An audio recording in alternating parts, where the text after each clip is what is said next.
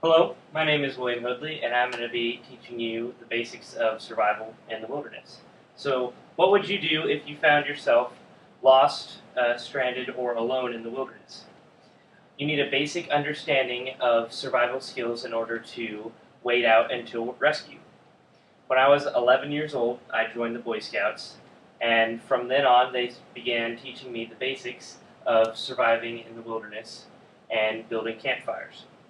So I want to help you understand what to do in case you are ever in a situation where you find yourself alone in the woods. So I've invited you here today to say what I just said. So as I said, this will be a short overview of survival in the Florida or Georgia woods and how to properly start a fire. So hikers and adventurers become lost every year. However, with an understanding of what's going on around you, you can ensure that you'll be found as soon as possible. There are hundreds of miles of trails throughout Florida and Georgia. So before you set out on your next adventure, it's vital that you understand these basic survival skills. So what would you do if you found yourself and you realized you were lost while hiking?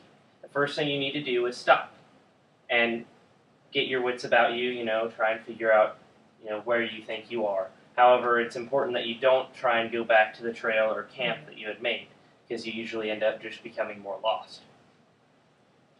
So take a few minutes and slow down and try and find a place to set up a safe camp. The first thing you should do after setting up a camp is begin preparing to build a fire. Building a fire isn't as easy as it sounds. Without the right equipment or knowledge of what you're doing, it can become impossible. However, even without contemporary methods such as lighters and matches, there are more primitive methods of starting a fire. Two popular methods are the bow saw and the hand drill, which use friction to start fires with kindling. Although it may take some time, it's worth it, especially when the night comes. In preparation for starting your campfire, make sure you have proper fuel and a good location before starting your fire. So it's very important to have the right fuel in order to start your fire as effectively as possible. Wet wood takes over twice as long to start burning as dry or dead wood. An easy method to use when setting up your fire is the teepee method. By placing the smallest pieces of wood on the bottom,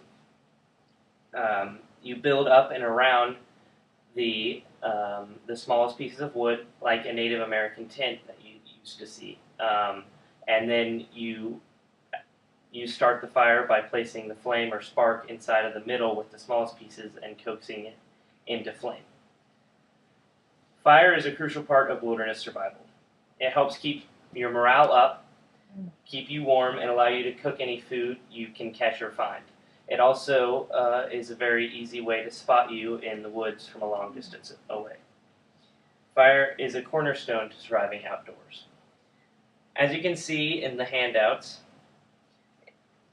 images of fire starting tools and techniques are explained in further detail. Although the probability of becoming lost is low, you can never be too prepared. Thank you for your time. Happy trails.